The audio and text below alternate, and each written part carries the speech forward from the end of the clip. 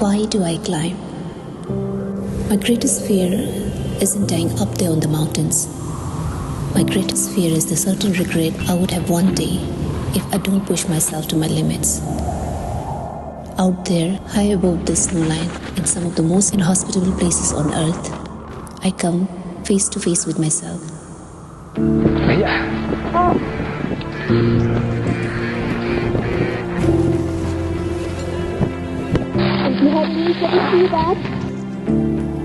Climbing is life lesson, one-on-one. To reach the highest peaks, you have to start from the lowest ground, taking one step at a time, keeping your destination in mind, but your eyes always on the ground. Through all the challenges you face trying to reach the summit and not dying in the process, you realize the highest, toughest mountains are within yourself.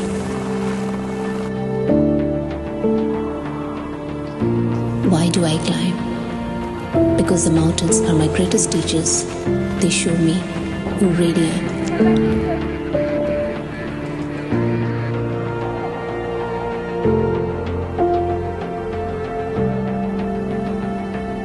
We have already 8,000 meters now, so we have left just 1 hour.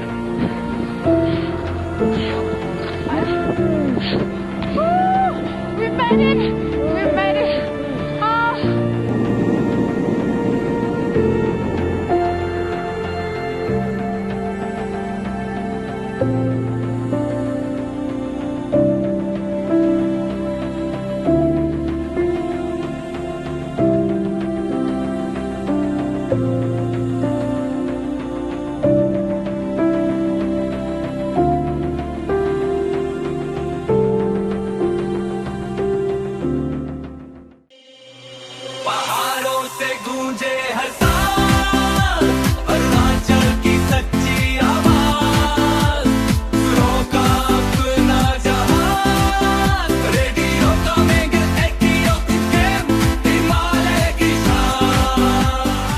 नमस्कार, जय हिंद। आज का हमारा episode बहुत खास होने वाला है क्योंकि हमारे साथ हैं एक ऐसी पर्सनैलिटी जिन्होंने भारत का ही नहीं पूरी दुनिया का नाम रोशन किया है।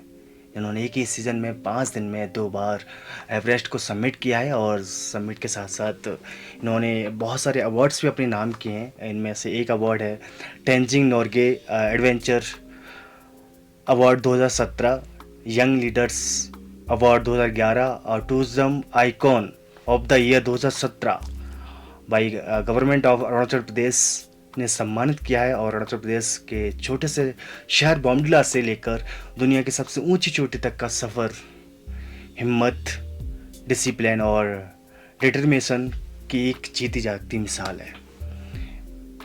तो मैं आपका स्वागत करता हूं उनका। प्लीज़ वेलकम अरुणाचल की शान, भारत की पहचान, डॉक्टर अंशु जमसनपा। आपका मैम बहुत बहुत स्वागत है मेरे शो में।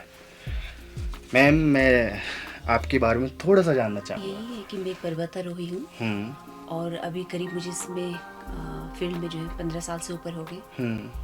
और मैंने जितनी भी हिमालयन स्टेट है यूटी, वहाँ पे एक्सपीडिशंस किए, खुद लीड किया है, काफ़ी सक्सेसफुल रहा। इसके अलावा मैं बच्चों को एडवेंचर ट्रेनिंग देती हूँ, जहाँ पे उनको मैं बताती हूँ कि एडवेंचर के क्या फ़ायदे हैं और एडवेंचर कितने प्रकार के होते हैं। इसके अलावा जो है फिर मैंने सर्टिफिकेट कोर्सेज किया हुआ है। मैं योगा हूँ, एडवांस टीचर्स ट्रेनिंग मैंने किया हुआ है, तो योगा के बारे में तो बच्चों को कुछ ना कुछ मोटिवेट करते रहते हैं। यही मेरा पैशन है, आप इसको भी पैशन बोल सकते हैं। बहुत अच्छी बात है और पैशन होना भी चाहिए क्योंकि जो आप करते हो वो तो सपना होता लोगों का, और सपने को सच करना आपने कर दिखाया है। पूरे भारत का नाम रोशन, अपने शहर का नाम रोशन, अपने अरुणाचल का नाम रोशन किया आपने। तो मैम, आपके चाइल्डहुड पे आते हैं, आपके बचपन के बारे में जानता हूँ कि मैम आपके सबसे पहले आपके बचपन के बारे में जानना चाहूँगा कि बॉम्डिला में आपका चाइल्डहुड कैसा बीता, यानी बचपना कैसे बीता? मैं बचपन में मेरा चाइल्डहुड तो बर्थ प्लेस जो है वो तो आपका दिरांग है। दिरांग? हाँ, दिरांग में मेरा बचपन ये रहा, तो उसका मेमोरी तो मुझे इतना ठीक से मुझे याद नहीं। देन कुछ याद है बचपन का जो है, जैसे कि मैं बहुत टॉकेटिव थी बचपन में। बातें करना। बातें बहुत करती थी। रेडियो आपके लिए फिर तो। नहीं अभी, लेकिन वो उल्टा हो गया। अभी मुझे देख के नहीं लगे, अभी मजबूरी में हाँ आपको बोलना पड़ता है तो बोला, अदर्स मैं मोस्ट ऑफ द टाइम मैं अभी क्वाइट ही रहती हूँ। तो बचपन में आई थिंक मैं काफ़ी बातें करती थी, मुझे लोग बहुत टॉकेटिव है बोलती थी। एंड दूसरा फिर काफ़ी एडवेंचर्स की बचपन से, वो तो मुझे याद है। हाँ, मुझे मार्शल आर्ट का शौक था। हमारे यहाँ पे ऐसी कोई सुविधा नहीं थी, लेकिन मुझे याद है मेरे बड़े भैया थे, तो मैंने उनको पूछा था कि किस तरह से हम बॉक्सिंग वगैरह प्रैक्टिस करेंगे, है ना। तो एक बोरे में जो है आपका बालू गिट्टी वगैरह डाल के मैं प्रैक्टिस करती, तो मुझे याद है। तो राउंड किक वगैरह ऐसा मेरा बहुत अच्छा था, एंड प्रैक्टिकल लाइफ में भी मैंने एक्सपीरियंस किया। तो ऐसे रहा काफ़ी बचपन में सोचा था कि आप एक दिन सबसे ऊंची चोटी पर जाकर तिरंगा लहराएंगे? बिल्कुल नहीं, ऐसा तो कभी मैंने सोचा ही नहीं। मतलब एडवेंचर बचपन से थे तो सोचा तो होगा आपने? नहीं, मतलब एडवेंचर्स मैंने इसलिए बोला बिकॉज मुझे ना किसी भी चीज़ के लिए डर नहीं लगता था।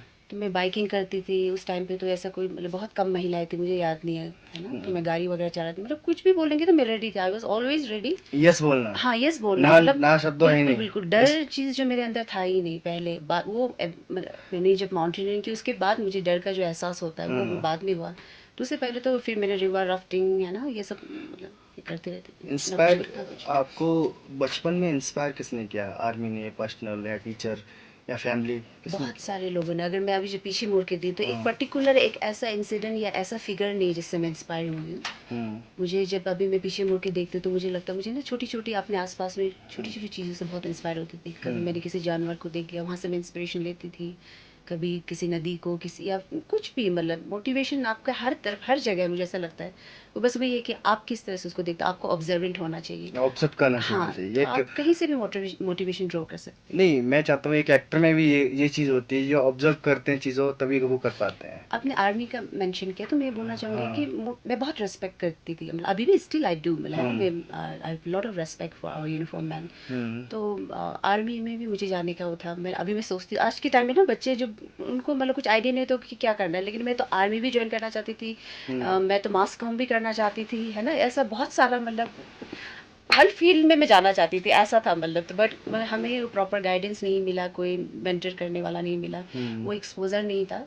तो but I think it was destiny, adventurous थी तो एडवेंचर ही उसमें, मतलब फाइनली मैं अपने पैशन अपने कॉलिंग को है ना वो पहचान पाई, उनसे मैं कंटिन्यू। कई बार ऐसा होता है कि बड़े बड़े सपने एकदम से नहीं बनते, अब वो एक धीरे धीरे स्ट्रगल एक्सपीरियंस के साथ सेप लेते हैं। ये हमारे साथ डॉक्टर अंशु हैं, आगे भी बात करेंगे आपसे, क्योंकि बहुत सारी चीज़ें जाननी है, बहुत सारी चीज़ें लोग देखेंगे, आपसे इंस्पायर होंगे, वो भी पर्वत चढ़ना चाहेंगे। तो मैं आपके माउंटेनिंग जो पर्वत रोड एक्सपीरियंस पे आता हूँ, माउंट जो आपने किया है, कि वो कौन सा मोमेंट था जब आपने डिसाइड करने की माउंटेनियरिंग कर सिर्फ हॉबी नहीं बल्कि आपकी लाइफ का मिशन बन सकता है? वो कौन सा मोमेंट था एक? ये मैंने जो एडवेंचर से इसकी शुरुआत की थी, एक एडवेंचर कैंप था, तो वहीं से मुझे हुआ। जब मैं वो कैंप कर रही थी, पहले तो शौक के लिए मैं चली गई है ना। जब मुझे इस कैंप के बारे में पता चला मैं शौक के लिए चली गई, लेकिन जब जैसे जैसे ट्रेनिंग वो चलता रहा तो फिर देन मुझे मतलब पूरा विजन मिल गया मुझे वहाँ से ना। मैंने देखा कि अरुणाचल में बहुत स्कोप है, इसके थ्रू बहुत कुछ कर सकते हैं, है ना। और बहुत सारे समाज में भी सुधार ला सकते हैं। लोग देखते सिर्फ क्लाइंबिंग कर रहा है ऐसा नहीं है, तो बहुत कुछ कर सकते हैं। तो वो मुझे वो फैक्टर, तो मुझे ऐसा लगा कि मैं अपने लाइफ में भी कुछ करना चाहती हूँ, कुछ अचीव करना चाहती हूँ, at the same time I want to give back to society. तो यही एक प्लेटफॉर्म, यही एक चीज़ है, ऐसा वो मोटिवेशन रहा। उस चीज़ ने मुझे काफ़ी मतलब एक। अच्छा, क्लैप करते हुए आपको कभी कोई फनी मोमेंट है इसका? वो मोमेंट बताइए। ट्रेनिंग के? हाँ, नहीं, ट्रेनिंग जब आप क्लैप कर रहे थे तो कुछ ऐसा? अच्छा, क्लाइंबिंग का? हाँ, क्लाइंबिंग का फनी तो मोमेंट है फनी कुछ? तो मुझे याद नहीं है, बट डेंजरस मोमेंट तो डेंजरस तो बहुत होते हैं, फनी में पूछ रहा हूँ। डेंजरस पे आप आएंगे, बात करेंगे उस पर भी, पर फनी थोड़ा सा होता है ना कि ये चीज़ हो गई, ये चीज़ नहीं होनी चाहिए थी, थोड़ा हंसी आ गई। देखिए मैं बोलूँगी माउंटेन में जो है ना आपको आप बहुत मतलब आपको फोकस है ना, फोकस तो रहता concentrate ही वो है, रहना है। अगर नहीं होंगे तो फिसल जाएगा। बिल्कुल आपको टाइम का पंक्चुअल, आप मतलब वहाँ पे थोड़ा सा भी केयरलेस, मतलब स्प्लिट्स ऑफ सेकंड्स कुछ भी हो सकता है ना, आपकी जान भी जा सकता है ऐसे। बिल्कुल तो आई थिंक ऐसे लाइट मोमेंट, रिलैक्स, ऐसा तो मुझे याद नहीं है। हमेशा मतलब आपको अलर्ट, अवेयर रहना है। ठीक है, तो हमें पता चला कि आपके हस्बैंड भी माउंटेन थे, उनका कनेक्शन है। फर्स्ट कनेक्शन वो उनसे। हाँ, उनका शौक था एक्चुअली, वो शौक जाना था। चाहते थे मगर उन्होंने कभी उनको फॉर्मल ट्रेनिंग का उनको मौका नहीं मिला, क्योंकि वो टूरिज्म में थे, टूरिज्म के काम में बहुत व्यस्त थे। और वो भी he is also a Pioneer. उन्होंने टूरिज्म स्टार्ट किया था अरुणाचल में बहुत साल, अभी उनको करीब 30 साल हो गए। आपकी जर्नी में कितना उनका हाथ है, इम्पोर्टेंट कितना है आपकी जर्नी में connection? Of course he is my husband, मतलब माय बेटर हाफ। बहुत बहुत बड़ा रोल उनका, मतलब इम्पोर्टेंट रोल है। उनके साथ साथ मेरे बच्चे, दोनों बेटियां, उनका भी बहुत बड़ा ये है। मेरी ड्राइविंग फोर्स जो थी वो मेरी दोनों बेटियां थी। मैम एक सवाल है कि एवरेस्ट सिर्फ एक माउंटेन नहीं है, वो पेशेंस और सर्वाइवल के टेस्ट की आपको एवरेस्ट की चूज करने की मोटिवेट कहाँ से मिली थी आपको? एवरेस्ट चूज़ करें? अच्छा, एवरेस्ट का ऐसा था, हाँ। जब मैं ट्रेनिंग कर रही थी, मैं जब एडवेंचर कोर्स के लिए गई, तब भी मुझे जो इंस्ट्रक्टर थे वो एवरेस्ट के बारे में बोल रहे थे। मैंने इतना मतलब वो नहीं किया। देन उसके बाद फिर जो मैं बेसिक के लिए जब गई, तब जो हमारे जो इंस्ट्रक्टर थे वो आर्मी से थे, और उन्होंने जो है रिसेंटली एवरेस्ट वो एक्सपीडिशन कंप्लीट करके आए थे। तब उन्होंने मुझे बोला कि आप में ये क्वालिटी आप कर सकते हो करके ना। तो आपको ऐसा नहीं होता, आपने अभी जस्ट कदम रखा है और आपको बोल रहे एकदम दुनिया का ऊंची मतलब चोटी में आपको चढ़ना है, तो वो बहुत बड़ा एक एनकरेजमेंट था। तो फिर मैंने उसके बाद फिर मैं एडवांस गई, तो एडवांस में भी मुझे वहीं से फिर वो डिसाइडेड था कि मुझे करना है। मैम मैं जानना चाहता हूँ कि जो फर्स्ट एवरेस्ट एक्सपेक्टेशन से पहले क्या आपको कभी डर या सेल्फ डाउट हुआ? डाउट यस, जब मैंने देखा कि आपका सिर्फ फिजिकल है ना, ये काफ़ी डिमांडिंग है, तो शुरू में मुझे लगा था कि फिजिकली तो मैं पहले बहुत फिट थी, तो शायद अगर मैं पहले करती तो ज़्यादा बेटर रहता। लेकिन वो बाद में मैंने रियलाइज़ किया है ना, धीरे धीरे ओवर द टाइम जब मैं इसमें ये करती गई, तो मैंने रियलाइज़ किया कि माउंटेनियरिंग जो है वो सिर्फ फिजिकल उसके फिटनेस के ऊपर मैंने, फिजिकल फिटनेस से ज़्यादा जो है मेंटल फिटनेस के ऊपर मैं मेंटल हाँ, होना चाहिए। तो मैंने लेट स्टार्ट किया, तो कहीं ना कहीं जो मैच्योरिटी आपको चाहिए था वो जो है ना, वो टाइम उसके एज के साथ में होता है, तो वो मेरे लिए प्लस पॉइंट रहा आई थिंक। प्लस पॉइंट वो रहा कि आपको डाउट नहीं है कि डर है? नहीं, डर तो नहीं।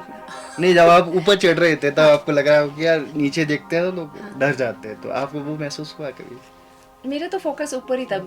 मैं हमेशा ऐसे मतलब और सिंगल ऊपर माइंड, देखना कि हाँ मतलब आगे पीछे उसके बाद कुछ नहीं सोच रहे, सिंगल माइंड में। वही बोलती हूँ, लोग डिस्ट्रैक्ट हो जाते हैं ना बहुत सारी चीज़ों से ना। तो मैंने अपने टीम में भी कई लोगों को देखा कि वो है ना छोटी छोटी चीज़ों के ऊपर में कंप्लेन करते थे, कभी बैग के, कभी सोने को लेके, खाने। तो मैं सोचा आप इतना बड़ा मिशन के लिए यहाँ पे आए हैं, आपको फोकस पूरा उधर होना चाहिए, बाकी चीज़ तो सेकेंडरी मैटर ही नहीं करते ना आपको। तो मैं इस तरह का मतलब ये हूँ, तो मैं हमेशा मतलब फोकस थी, कभी भी ऐसा नहीं, कुछ लोग ऊपर चढ़ते हैं, वो नीचे देखते हैं, डर जाते हैं, तो आपको ऐसा महसूस हुआ कभी? बिल्कुल भी नहीं। देखो मैंने आपको ये बोला ना कि डर मुझे बाद में, हमने क्या होता है 2011 में जब एक्सपीडिशंस किया था, उस टाइम पे जो तूफान आया था, उसकी वजह से जो सेफ्टी रोप जो लगाते हैं वो तूफान में बर्फ के ऊपर ढक गया, तो बहुत हार्ड हो जाता है, उसको निकल ही नहीं सकते। तो हम लोगों ने क्या किया था, जो सबसे रिस्की पार्ट है आपका है ना, वहाँ से जो है साउथ समिट से समिट के बीच में ट्रेवर्स करना पड़ता है। अब वहाँ से गिरेंगे तो पूरा आप नीचे में है ना पूरा खाइए, तो उसमें हम लोग बहुत रिस्क लेके हमने क्लाइंब किया, हम वापस आ गए। जब मैं घर पे आई, जब मैंने सोचा कि मतलब कितना रिस्क लिया हमने है ना, कुछ भी हो सकता था बिना सेफ्टी, वो भी ऐसे जगह पे। वो सोच की वजह से बाद में धीरे धीरे डर का जो मैंने बोला ना, बाद में मुझे एहसास हुआ, वो सब बाद में हुआ। अरे मैंने इतना रिस्क लिया उस टाइम पे, इतना तूफान आ रहा था, ये हो रहा, उस टाइम पे तो कुछ भी नहीं सोचा, मगर कुछ भी हो सकता था, ऐसा लगना। मैम मैंने सुना है कि आप पूर्व राष्ट्रपति रामनाथ कोविंद से अवार्ड भी मिला आपको। जी जी बिल्कुल। उसके बीच की कहानी क्या है? फर्स्ट तो मुझे फर्स्ट लेडीज़ का जो अवार्ड था, उस टाइम पे इनवाइट किया गया था राष्ट्रपति भवन पे। तो उस वक्त जो है इंडिया से, ऑल ओवर इंडिया से जो 105 वुमेन को सिलेक्ट किया था अपने अलग अलग फील्ड में जिन्होंने ये किया। तो उसमें मुझे याद है major Priya Jhingan, I think उनका पूरा नाम मुझे ठीक से याद नहीं, या तो मैं सही भी बोल रही होंगी शायद। तो वो फर्स्ट फीमेल कैडेट है जिन्होंने आर्मी ज्वाइन किया था, वो थे। बचेंद्री पाल मैम थे है ना, भारत की पहली मतलब महिला जिन्होंने एवरेस्ट किया। फिर ऐश्वर्या राय है ना, वो आई थिंक बॉलीवुड की फर्स्ट एक्ट्रेस थी जिनको कांस फिल्म उसमें जूरी रखा गया था। ऐसे कई सारे महिलाएं थी। तो आउट ऑफ 105 हम 5 महिलाओं का नाम सेलेक्ट किया था जिनको बोलने का मौका दिया था। तो उनमें से एक मेरा भी था, और हमें ये बताया गया था कि ये जो है नाम जो सिलेक्ट किया है ये राष्ट्रपति जी खुद ने किया है। तो वो मोमेंट मेरे लिए बहुत ही ओवरवेलमिंग, प्राउड वाला। हाँ बहुत ओवर। मुझे याद है मैं जब राष्ट्रपति भवन की तरफ जा रही थी, तो मुझे तो कुछ तो माइंड में आया होगा। हाँ मैंने अपनी माँ को मिस किया उस टाइम पे, बहुत मिस किया। तो मेरी अब वो नहीं है इस दुनिया में, तो उसको मैंने बहुत याद किया था उस टाइम पे। पता नहीं काश मेरी माँ होती तो may be she would have वो बीन बहुत प्राउड होती इस तरह। क्योंकि माँ बाप को जितना प्राउड होता है उतना तो जी किसी को नहीं जी। होता है। जैसे कि आपने बताया कि रामनाथ कोविंद से, पूर्व राष्ट्रपति हमारे जी, उनसे 2 बार मुलाकात हुई आपको पद्मश्री भी मिला है। जी। इसके लिए आपको बहुत बहुत बधाई, मुबारक हो। उसके पीछे की कहानी क्या है? जो पद्मश्री के लिए पहला कॉल आया आपके लिए, तो आप थोड़ा शॉक तो हुए होंगे कि अब तो अमित के शो में जाने का मौका मिलेगा पद्मश्री लेके। जब ये कॉल आता है, एक दिन पहले ही फ़ोन करते हैं, मुझे हम्म। कॉल आया था मिनिस्ट्री के वहाँ से, तो फिर मेरा रिएक्शन बिल्कुल नॉर्मल था। मैंने अपने हस्बैंड को बताया और मैंने उनको ये बोला, क्योंकि मुझे पता हो जब बहुत ओवर मतलब जोएट हो जाते हैं ना, तो आप बच्चे की तरह हो जाते हो, अपने इमोशंस को ये नहीं करते। तो फिर उनको मैं बोला कि आप किसी को नहीं बताना, बिकॉज अभी ऑफिशियली डिक्लेयर हुआ नहीं है ना, मुझे इन्फॉर्म किया है।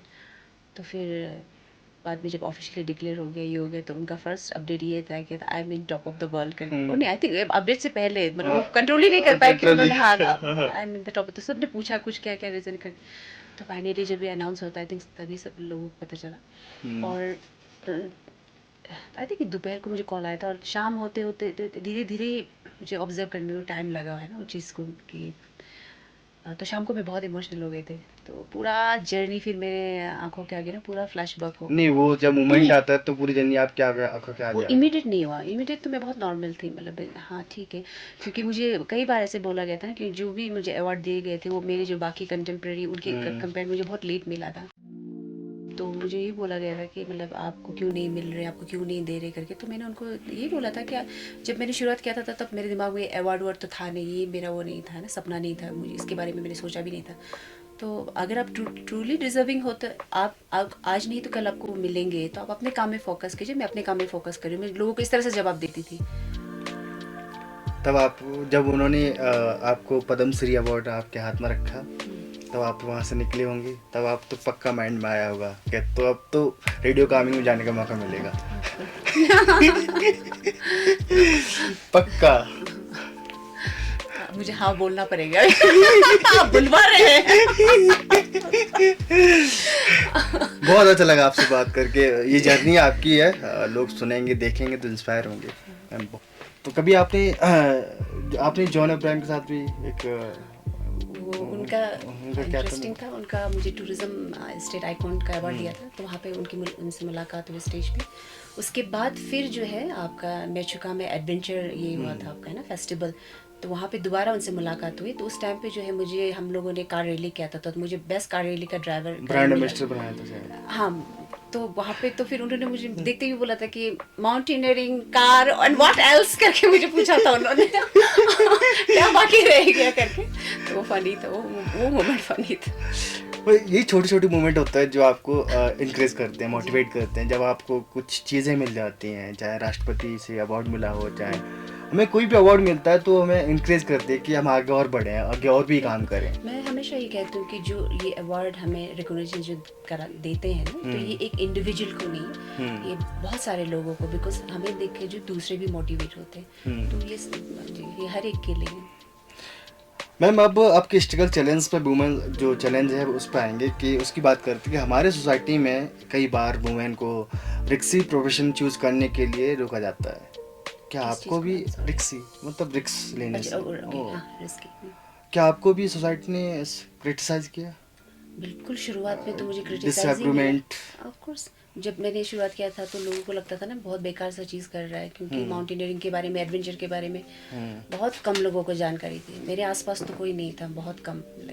तो हर कोई ये था कि मतलब क्यों जा रहे हो, क्यों रिस्क ले रहे हो, है ना, घर पे बैठो। तो मतलब बिल्कुल वो सबसे फर्स्ट चैलेंज तो मैंने वही फेस किया था कि लोगों को बताना कि मैं क्या कर रही हूँ। बट आज के टाइम पे, आज की जनरेशन में जो है बच्चों को बोलना नहीं पता। मुझे याद है जब 2013 में हमारा जब फ्लैग ऑफ हुआ था, उस टाइम पे जो हमने प्रेस कॉन्फ्रेंस किया था, तो वहाँ पे भी मीडिया की तरफ से ये सवाल आया था कि आप लोग क्यों कर रहे हो, इसका क्या फ़ायदा है। तब मैंने उनको ये जवाब दिया था कि बाकी जो स्पोर्ट्स खेलते हैं, कोई क्रिकेट खेलते हैं, कोई फुटबॉल खेलते हैं, उनको तो कभी ये सवाल नहीं करते हो आप लोग, क्योंकि वो है ना पॉपुलर है मालूम ये। तो लेकिन मैंने तब उनको बताया कि ये सिर्फ एक स्पोर्ट्स नहीं, इसको अगर टूरिज्म पॉइंट ऑफ व्यू से देखेंगे तो इससे बहुत रेवेन्यू जनरेट होंगे, बहुत सारे लोग एम्प्लॉयमेंट उनको जनरेट होगा। तो बताना पड़ा मुझे, है ना, पता नहीं था लोगों बिल्कुल को। बिल्कुल, क्योंकि कई बार ऐसा होता है जब हम कोई भी चीज़ करते हैं तो हमें डिसएग्रीमेंट मिलते हैं, तो फेस करना पड़ता है वो चीज़ें, और तभी आप कर पाते हो। ऐसा लगता है कि आपकी फैमिली में कौन सपोर्टेड ज़्यादा था? फादर आपके हैं, आपके हस्बैंड हैं, आपके बच्चे भी हैं? मैं हमेशा ये बोलती हूँ कि देखिए आपका ना जो सपना जो होगा तो पहला स्टेप तो आपको अकेला, वो बहुत लोनली होता है। तो मुझे भी ऐसा था, एक टाइम पे मुझे ऐसा लगा था कि दुनिया सारा एक साइड पे मैं अकेली खड़ी हूँ। वो सिचुएशन भी मेरे लाइफ में आया। मगर मैं यही बोलती हूँ कि अगर आपका विल पावर स्ट्रांग है ना, डिटर्मिनेशन है, तो बोलते हैं ना there is a will there is a way. तो आप धीरे धीरे आप ना अगर उसमें डटे रहेंगे तो आपके साथ फिर सपोर्ट सिस्टम वो जुड़ते जाते हैं। वो पहले नहीं होता, पहले कोई नहीं बोलेंगे कि आप ये करो, मैं आपको ये करूँगी, है ना, अच्छा शाबाश, कोई नहीं बोलते। जब आपको नहीं, मैं ये चीज देखा मैंने, जब आपका सक्सेस हो जाती है, जब आपकी मेहनत नहीं देखी जाती उसके पीछे। नहीं, और उनका भी कुछ गलत भी नहीं है, मैं ऐसे लगता है, बिकॉज आपने जो सपना देखा वो सपना आपके दिमाग में ही वो अभी वो पूरा नहीं हुआ है ना। वो विजन जो होता है वो सिर्फ आपके दिमाग में होता है, तो एक्चुअल में हुआ नहीं होता। तो आप नहीं बोल सकते हो कि ना मैं अभी जैसे, तो वही तो वो नहीं देख सकते। तो नहीं, वो विजन सिर्फ वो ये देखते हैं कि ये आगे कैसे जा रहा है, और उसके पीछे की जो मेहनत होती है, बहुत बड़ी मेहनत होती है। और जब आप वो पूरा कर रहे तो आदमी रिजल्ट देखता है, सिर्फ बिल्कुल बिल्कुल रिजल्ट देखता है ना, आपकी मेहनत को नहीं देखता वो आदमी। आप रिजल्ट, हाँ यार वो कर दिखाया। सक्सेस तो कभी ओवरनाइट अचीव नहीं कर सकते। नहीं, सक्सेस तो एक छलावा है, एक मिल भी जाएगी तो दूसरी तैयार हो जाएगी। जैसा आपने एक ही सीजन में 2 बार सबमिट किया अपने आप को, ऊंची चोटी पर तिरंगा फहराया आपने। तो आप एक मदर भी हैं, फैमिली रिस्पॉन्सिबिलिटी भी, और एवरेस्ट प्रिपरेशन का बैलेंस कैसे करने पड़ते हैं आप? इसके बारे में भी मैं वही शुरू में इतना पैशनेट थी, तो कभी कभी ऐसा लगता था कि शायद मैं क्लोन करके अपने 1-2 और मतलब बना लूँ ना, ताकि वो हर जगह पे प्रेजेंट हो सके।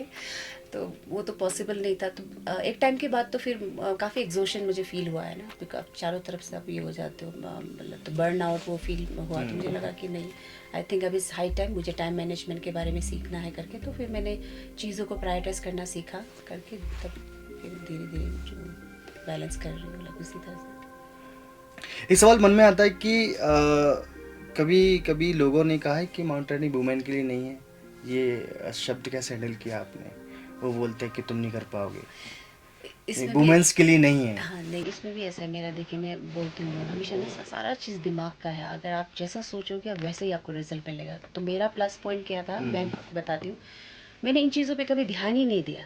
मैंने यही सोचा कि आप भी इंसान है, मैं भी इंसान हूँ ना, भगवान ने सबको क्षमता दी। तो आई थिंक मैंने कभी अपने आप को एक जनरल लेंस के उससे देखा ही नहीं। क्योंकि ऐसे बहुत सारे मौके थे जहाँ पे ना मैं अकेली फीमेल थी। तो क्यों, अगर मुझे ये होता कि ये समाज, ये लड़की और ये वाला मेरे दिमाग में होता तो वो हेजिटेशन आ जाता। मेरे दिमाग में ऐसे था ही नहीं। मैं हमेशा हमेशा एक ना, कभी जेंडर के उससे देखा ही नहीं मैंने। तो ये काफ़ी प्लस पॉइंट रहा मेरे लिए। इसलिए मैं बोलती बच्चों है ना, चैलेंजेस है हमारे समाज में, बहुत सारे चैलेंजेस है, ये है। बट आप उस चीज़ पे ध्यान दोगे तो आप खुद को विक्टिम फील करना शुरू कर दे, जो कि एक नेगेटिव इमोशंस है। तो फिर वो एक स्पाइरल जैसा आपका होते जाएंगे ना, आप डाउन रेल उसमें जाते रहेंगे। तो ये सब चीज़ों में ध्यान नहीं देना है। नहीं, कहावत है कि लोग सक्सेस देखते हैं, उसके पीछे पेन कितना, सेक्रीफाइस कितने हुए, इमोशंस क्या है, वो सब लोग नहीं देखते ना, क्योंकि वो सक्सेस ही देखना चाहते हैं।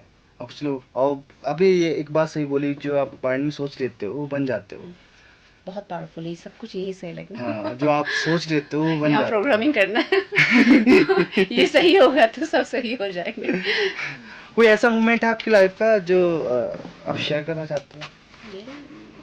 बहुत मोमेंट है, बहुत सारे हैं। उसमें से कोई एक आध मोमेंट जो है, बहुत फिर आगे सारे। बढ़ेंगे। अभी आपने भी कहा था कि पीछे के जो मतलब स्ट्रगल होता है उसके बारे में, तो उसके बारे में मैं थोड़ा सा बताना चाहूँगी। मैंने जब ये अचीव किया था तो मुझे बहुत सारे पब्लिशिंग हाउस से है ना, राइटर्स के हैं, देन मूवी के लिए बॉलीवुड ऑफर आए थे। मूवी तो मैं भी बनाऊंगा आपके ऊपर।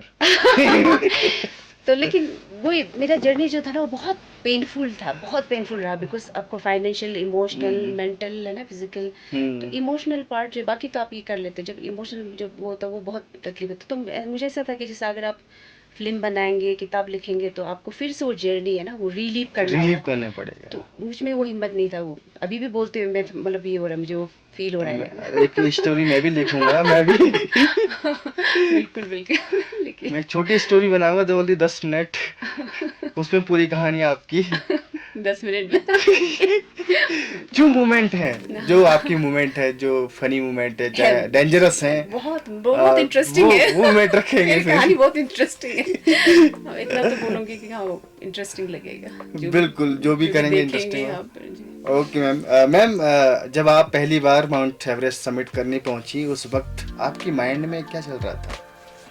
पहली बार जब गए थे, पहली बार हम लोग जब फर्स्ट अटेम्प्ट के लिए समिट के एकदम नज़दीक में थे, तो उस टाइम पे जो है मौसम बहुत ख़राब थे और हमारी टीम के जो मतलब बहुत सारे लोग उस दिन अगर मैं नहीं जाती तो शायद किसी का भी समिट नहीं होता, ऐसा सिचुएशन था। तो फर्स्ट मैं गई, दिन फिर हमारे पीछे पीछे एक पाकिस्तानी था, क्लाइंबर था, तो उनके जो शेरपा था वो भी बोल रहे थे कि सब लोग चले गए, आप लोग क्यों मतलब सुसाइड करने के लिए जा रहे हो, क्यों जा रहे हो, चलो वापस चलो करके। तो फिर उन्होंने देखा कि एक लेडी जब जा रही है तो करके वो पीछे, बाद में उनका फर्स्ट वो पाकिस्तानी उनका ये बना। देन ऐसे करके कुछ लोग आए ज्वाइन के हमें, हम समिट में पहुँचे और मौसम बहुत ख़राब था, बहुत पैक था। तो जब मेरे शेरपा मेरे पीछे, तो वो विजिबिलिटी बहुत कम था, तो प्लेयर फ्लैग दिखाई दिया हम लोगों का, बुद्धिस्ट प्लेयर फ्लैग सब इनमें किसी ने।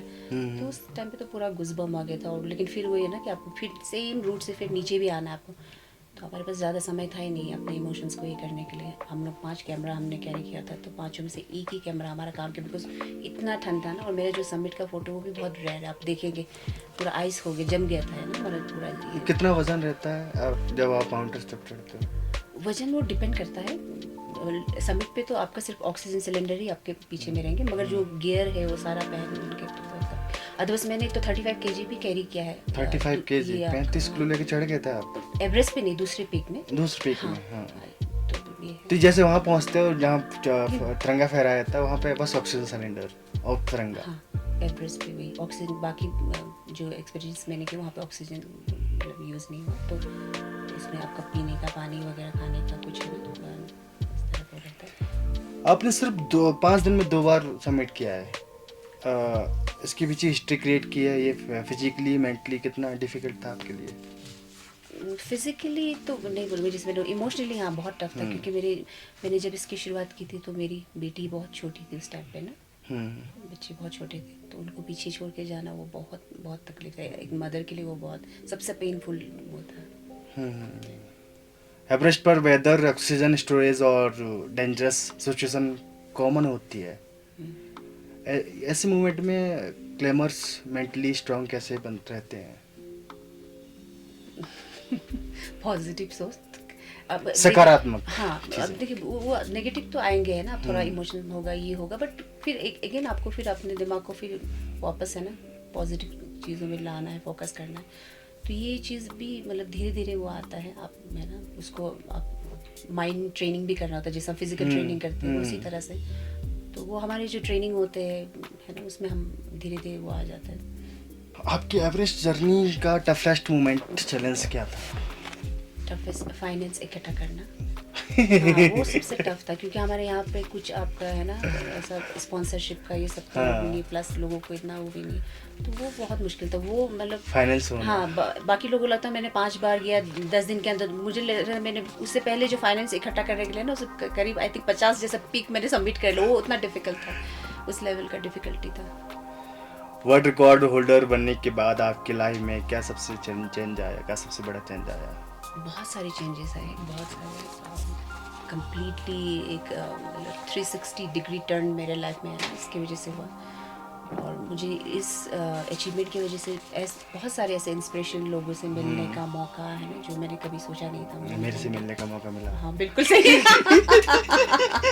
बिल्कुल, बहुत इंस्पायर हो रही हूँ मैं आपके पास सामने बैठ के। मैं इंस्पायर हो रहा हूँ। मैं कभी मिला नहीं स्पोर्ट्स पर्सन। हाँ, पहले मिला था 2015 में कपिल देव जी से, तो उनका फर्स्ट इंटरव्यू किया था रेडियो पे मैंने, तब सेकंड आप ही हो जिन्होंने वर्ल्ड रिकॉर्ड बनाया है। तो बहुत लोगों से मिलने का मौका मिला, उनमें से कोई एक ऐसी स्टोरी है जो आप शेयर करना चाहोगे? किसी के साथ मिला था? हाँ, बहुत सारे लोग हैं, मतलब लिस्ट इतना लंबा है कि एक पर्टिकुलर उसको बोलना तो मुश्किल होगा। 1-2 का नाम लेते। मैंने ना एक आई डोंट नो वर्ल्ड की है या इंडिया की है, छोटी सी ना बहुत मतलब नाजुक छोटी उनका हाइट छोटी है वो लेडी। बेचारा वो मुझे बता रही थी कि बेचारा तो नहीं बोलना चाहिए, बट नहीं, बड़ी हंसमुख है, मैं देखता हूँ उसकी वीडियो कभी कभी प्यारी है मतलब वो ना, तो लेकिन वही बोल रहा था कि उनको मूवमेंट चलने फिरने में भी मतलब है ना उसका फ्रैक्चर मतलब वो ठीक है, तो वो मुझे बहुत मतलब वो लगा, मतलब क्या बोलूँ, मतलब शब्द नहीं मेरे पास, है ना। हाँ, बहुत प्यारी थी, बहुत बहुत। बहुत अच्छा लगा। और ऐसे और भी बहुत सारे इंस्पायरिंग बहुत सारे लोग हैं ना। आज की यंग गर्ल जो बड़े सपने देखती हैं लेकिन फियर या सोशल प्रेशर्स की वजह से हेजिटेट करती हैं, उनके लिए आप क्या मैसेज देना चाहते हैं? नहीं, अपने हेजिटेशन उसको तो मतलब पीछे छोड़ना होगा, अपने कंफर्ट से बाहर निकालना होगा। तो मैं भी कंफर्टेबल नहीं थी, है ना, बाहर जाने में, लोगों से मिलने बोलने में, लेकिन अपने आप को पुश किया मैंने। मैंने वही सोचा कि आज मैं हेजिटेट करूँ तो फिर आगे कभी बढ़ेंगे ही नहीं करके, फिर अपने माइंड को ही फिर अपने मतलब खुद को सेल्फ मोटिवेशन में बोलती हूँ। सेल्फ मोटिवेशन के बारे में बहुत ज़्यादा बोलती हूँ, क्योंकि बहुत इंपॉर्टेंट है। हर वक्त आपको जो लोग मोटिवेट करने वाले नहीं मिलेंगे, तो आपको खुद से खुद करना है जब भी। और अभी तो मुझे ये एक्सपीरियंस हो गया, जिस चीज़ से आपको डर लगता है उस चीज़ को आपको फेस करना है। आप एक बार डरेंगे, 2 बार करेंगे, तो फिर आप वो करते करते फिर आप उससे ओवरकम कर लेते हैं। आपको फियर से ओवरकम करने के लिए वही है कि आपको उसको फेस करना, उसे भागना नहीं है, ये बोलूँगी। एक सक्सेसफुल क्लाइंबर्स बनने के लिए क्या क्वालिटी होनी चाहिए इंसान के अंदर? सक्सेसफुल क्लाइंबर, मैं खुद को सक्सेसफुल तो नहीं मानती, तो तो मुझे सक्सेसफुल कुछ होता ही नहीं ना। एक अच्छी क्लाइंबर के लिए हम्म, हेल्पफुल नेचर, हेल्पफुल होना चाहिए, बहुत बहुत ज़रूरी है। एक माउंटेन हेल्पफुल होना चाहिए, हेल्पफुल होना चाहिए। वो क्वालिटी होनी चाहिए। अभी कोई ड्रीम है आपका जो आप करना चाहते हो? सपने तो बहुत है। एक बता दीजिए, शायद पूरा हो जाएगा। इस पॉडकास्ट के थ्रू है ना, बस हाँ होप कर सकती हूँ। इंस्टीट्यूट में बनाना चाहती थी अपना खुद का, तो बहुत अच्छी बात है। ताकि मैं अपने और भी बहुत सारे बच्चों को, है ना, हमने जो ट्रेनिंग मैंने दी उससे कई सारे बच्चे बाहर निकल कर आए हैं जो बहुत अच्छा कर रहे हैं अपने अपने फील्ड में। तो मैं चाहती हूँ कि ज़्यादा से ज़्यादा बच्चों को उसका मतलब ये लाभ मिले, तो उसके लिए प्रॉपर एक ट्रेनिंग आपका इंस्टीट्यूट ज़रूरी है। तो वही है, वो जो बहुत पहले से प्लान था, बट अभी तक सक्सेस नहीं हो पाया, तो आई होप फ्यूचर में शायद ये हो जाएंगे।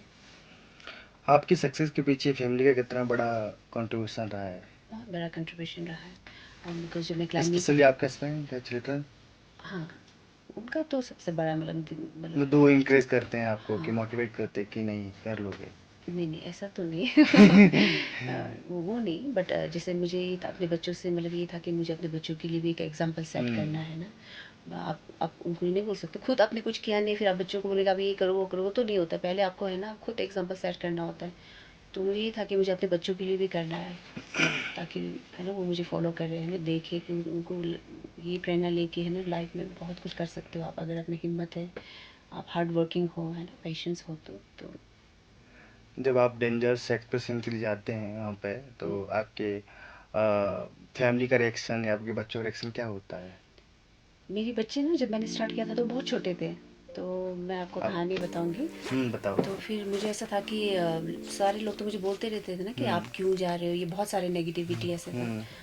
तो एक्सपीडिशन में आप जब जाते तो आपको पता नहीं होता ना कि आप सेफली वापस आओगे या नहीं आओगे। तो फिर मुझे ऐसा था कि अगर मैं एक्सपीडिशन से वापस नहीं आए सेफली, है ना, तो फिर बच्चे तो बहुत छोटे, उनको तो समझ में नहीं है। तो जब शायद तो उनको ये बोलेंगे ना कि मतलब आपकी मम्मी वो बहुत बेकार मतलब चीज़ आप लोगों के बारे में ऐसा कुछ, मतलब शायद उनको ऐसा बोले शायद ना, तो ये डर मेरे अंदर था उस टाइम पे। तो मैंने उनके लिए डायरी भी लिखा था, और फिर मैंने प्लस किया कि अपनी दोनों बेटियों को पास में बिठा के मैंने बात की थी उनसे कि मैं ऐसा ऐसा एक्सपीडिशन के लिए जा रही हूँ, तो उसमें ऐसा ऐसा मतलब नहीं बोल सकते ना कि मैं मर सकती हूँ, इसमें इतना खतरा है, वो नहीं बोल सकते। तो मतलब अपनी तरीके से मैं धीरे धीरे उनको समझाने की कोशिश कर रही थी। तो पता नहीं मेरी जो छोटी बेटी उनको कितना समझ में क्या आया। मैंने उनको ये बोला था कि ना आप लोगों का मतलब वो चाहिए मुझे, है ना, सपोर्ट, है ना। तो और तो मेरी छोटी वाली जो बेटी थी उसने अचानक से खड़े होकर मुझे बोला ठीक है मम्मी आप फर्स्ट होके आना। मतलब उनको लगा ना बाकी कोई कंपटीशन के जैसा ऐसा, लेकिन वो चीज़ ना उसने मुझे बहुत मोटिवेट किया। जब भी मैं मतलब मेरे सामने डिफ़िकल्टी है तो मुझे ये था कि मेरे बेटी की जो बात थी वो मेरे दिमाग में घूमते रहते थे कि फ़र्स्ट होके आना। तो मुझे भी था कि मुझे फ़र्स्ट होना है। कुछ करना है। नहीं, अच्छी बात है, क्योंकि बच्चे जब बोलते हैं फर्स्ट हो गया ना तो बहुत बड़ा वो रहता है फैमिली वो की। शब्द मेरे लिए मैजिक जैसा काम किया। उसने मुझे पूरा जितना एनर्जी है ना पॉजिटिव सब कुछ वहीं से मुझे मिला। बिल्कुल, वो शब्द ही है क्या, फर्स्ट हो के आना, वो शब्द ही आपके लिए एक फर्स्ट होके आना मतलब आप जिस काम में मोटिवेट, सक्सेस होके आना है ना, मैंने उसी तरीके से लिया। डिफिकल्ट सिचुएशन में आपको सबसे ज़्यादा इमोशनल स्ट्रेंथ किसने दी है? अच्छा एक इंसिडेंट है मैं बताऊंगी। 2014 में जो है हमारा एक्सपेडिशन जो है वो कॉल्ड ऑफ हो गया था बिकॉज एवलांच आ गए थे एवरेस्ट पे 16 शेरपा जो है दे लॉस्ट देयर लाइफ। तो उस टाइम पे जो है कई सारी मीटिंग्स हुए कि इसको कंटिन्यू करना है या नहीं करना है। करते करते अल्टीमेटली जो है आफ्टर 4-5 मीटिंग्स ये डिसाइड हुआ कि एक्सपेडिशन को बंद कर देंगे। तो उस टाइम पे जो है शाम को मेरा इमोशनल ब्रेकडाउन हुआ। मेरे जो बच्चे थे बहुत छोटे थे, तो मैं बहुत दुख के साथ उनको छोड़ के चले गए। तो मुझे ऐसा उस टाइम पे ऐसे लगा ना कि जो तकलीफ मैंने इतना तकलीफ सह के मैं अभी आई हूँ, तो इसको पूरा करने के लिए मुझे फिर से उसी तकलीफ से झेल, उसी पेन, वो उसको सोच के मैं ना इमोशनल होकर मैं रोने लगी, मेरे आंखों से आंसू गिर रहे थे। उस टाइम पे जो मेरे शेरपा थे लक्पा रांगडू जी, तो तब उन्होंने मुझे इनकरेज किया। उन्होंने मुझे ये बोला था कि मैम आप अपनी दोनों बेटियों के बारे में सोच रहे हो ना, लेकिन ऐसे कई सारे बच्चे हैं जो आपको मतलब they look up to you, है ना, आपसे इंस्पिरेशन वो करते हो, तो आप जो उन सब के बारे में भी सोचिए, आप हौसला रखिए करके। बिल्कुल मैम, ये तो जल्दी की बात होगी। आप रैपिड फायर खेलें आप? रैपिड फायर इसमें मैं बहुत खराब हूँ। हमें वही मोमेंट चाहिए। फनी। इसमें आप उस्ताद हो, एक्सपर्ट हो। चलिए शुरुआत करते हैं। Okay. Rapid fire round and mount Everest को एक वर्ड में डिस्क्राइब करें। एक वर्ड में? हाँ। स्पिरिचुअल। फियर या मोटिवेट ज़्यादा पावरफुल क्या है? मोटिवेशन। एवरेस्ट को टफेस्ट पार्ट या टफेस्ट पार्ट? फाइनेंस इकट्ठा करना, जैसे मैंने बोला कि एवरेस्ट क्लाइंब करना बहुत महंगा है। एक पर्सन जिनके लिए आप सबसे ज़्यादा ग्रेटफुल हो?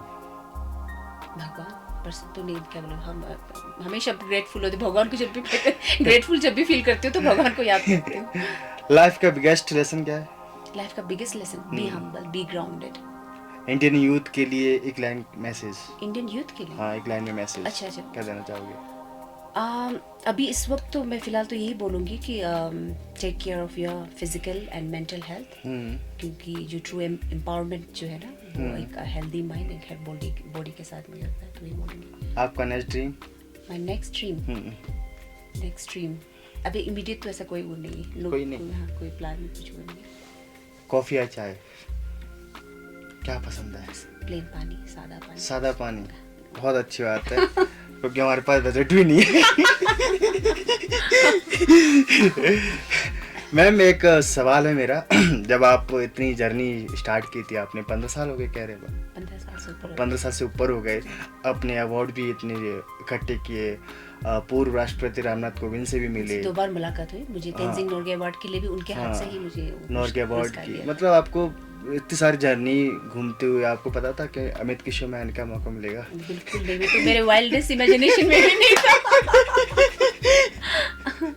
अच्छा लगा मुझे आके जी, अमित जी की शो में आके मुझे बहुत अच्छा लगा। नहीं, ये है आपके शहर का पहला रेडियो स्टेशन है बॉम्बडीला का। हाँ। Radio Kameng 88.8 FM। इसके बारे में आप क्या कहना चाहोगे? ये बहुत अच्छा ये है, इनिशिएटिव है। ये बहुत ज़रूरी था, मुझे लगता है। कम्युनिकेशन बहुत इम्पोर्टेंट है जी। और एक मैसेज जो हमारे यूथ जो देख रहे हैं आपको, क्या देना चाहोगे? ऑलरेडी मैं बोल चुकी हूँ कि अपने हेल्थ एंड माइंड है ना, दोनों का क्या, और क्या मैसेज दूँ? जो आता है वो दे दीजिए। आपके माइंड में अभी क्या घूम रहा है कि यूथ को और भी क्या करना चाहिए अपने ऊपर काम? उनको सबसे पहले अपने ऊपर ही फोकस करना चाहिए। आज के टाइम पे ना, आज के यूथ में मुझे लगता है कि बहुत सारे डिस्ट्रैक्शंस हैं, बहुत सारे ये है, तो उनको उन चीज़ों को केयर ही नहीं करना। उनको अपने ऊपर में मैं ये बोलूँगी कि अपने खुद के ऊपर ध्यान दीजिए। अपने ऊपर आप अपने से प्यार करोगे, अपने ऊपर ध्यान दोगे, तो बाकी चीज़ें जो है वो धीरे धीरे सही होते जाएंगे।